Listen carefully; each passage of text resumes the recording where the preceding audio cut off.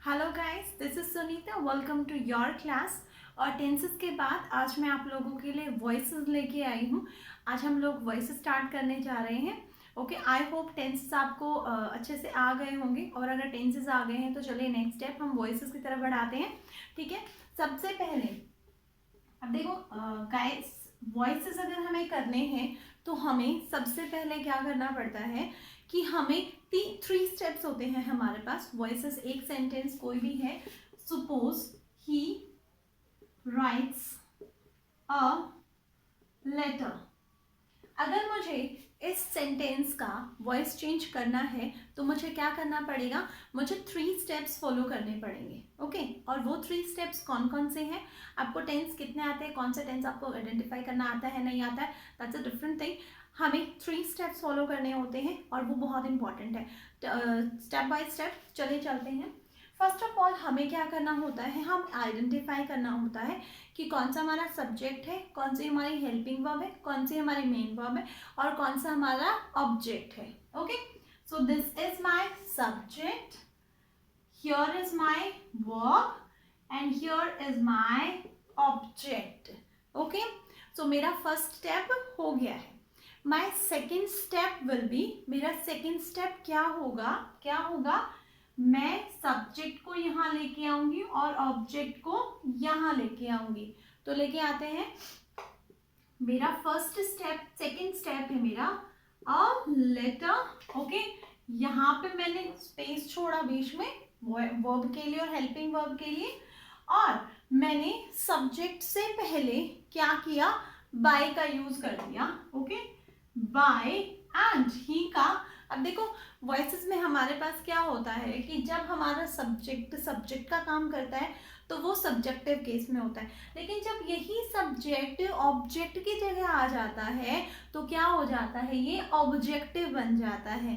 ठीक है, अब वॉइसेस की यही खास बात है। क्या खास बात है कि जब हमारा सब्जेक्ट एक्टिव वॉइस में रहता है ना तो वो इम्पॉर्टेंट होता है, मतलब यही इम्पॉर्टेंट है, लेटर इम्पॉर्टेंट नहीं है।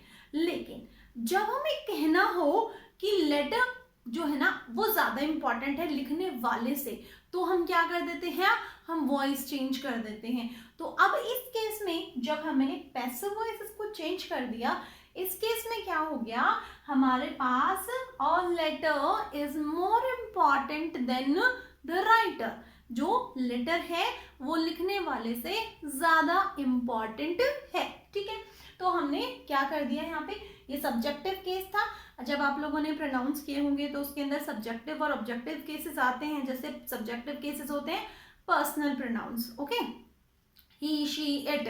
अब हमने याद भी किया होगा ही हिज हिम, तो ये हिम जो है वो ऑब्जेक्टिव केस है और हमें हर एक प्रोनाउन के लिए ऑब्जेक्टिव केस ही यूज करना है जब हम पैसिव वॉइस में चलेंगे। तो हमारा ही का हिम बन जाएगा। ठीक है, I provide you a table of such pronouns. मैं आपको सब्जेक्टिव प्रोनाउन से ऑब्जेक्टिव प्रोनाउन में चेंज होने पर क्या बन जाएगा वो टेबल मैं आप लोगों को प्रोवाइड करा दूंगी, बहुत बड़ी डील नहीं है।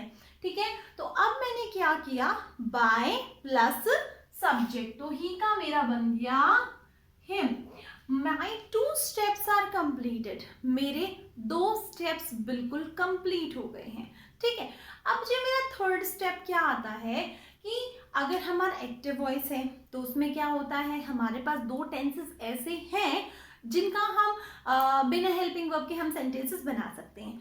लेकिन हमारे पैसिव वॉइस में हमारे पास एक भी ऐसा सेंटेंस नहीं होगा जो पैसिव वॉइस में हो लेकिन वो बिना हेल्पिंग वर्ब के हो, तो ऐसा तो पॉसिबल नहीं है। तो बात क्या है कि हमारा पैसिव वॉइस बनाने के लिए हमें हेल्पिंग वर्ब की जरूरत पड़ेगी ही पड़ेगी। अब यहाँ पे जो पैसिव वॉइस का सबसे बड़ा खेल क्या है कि यहाँ पे आके बच्चे सबसे ज्यादा मार खाते हैं। सब्जेक्ट और ऑब्जेक्ट को तो वो चेंज कर देते हैं, वो आइडेंटिफाई भी कर लेते हैं, उनको चेंज भी कर लेते हैं, लेकिन सबसे बड़ी प्रॉब्लम उनको कहाँ आती है, उनको सबसे बड़ी प्रॉब्लम यहाँ आती है कि अगर वर्ब फर्स्ट है तो उसको क्या करना है, उसको कैसे चेंज करना है, और अगर वर्ब सेकंड है तो उसको कैसे चेंज करना है। तो माय डियर चिल्ड्रन, आज मैं आप लोगों को एक टेबल बताती हूँ जिस टेबल के हिसाब से क्या होगा कि आप बहुत इजीली आइडेंटिफाई कर पाओगे कि ये जो है ना, अगर हमारे मेन वर्ब में ये दे रखा हो तो उसको पैसिव वॉइस में क्या चेंज करना है। तो चलिए, अभी सबसे पहले मेरे पास वर्ब फिफ्थ आई हुई है। Can you see? राइट्स। तो वर्ब फिफ्थ है। तो आप लोगों को हमेशा ही ध्यान रखना है, क्या ध्यान रखना है?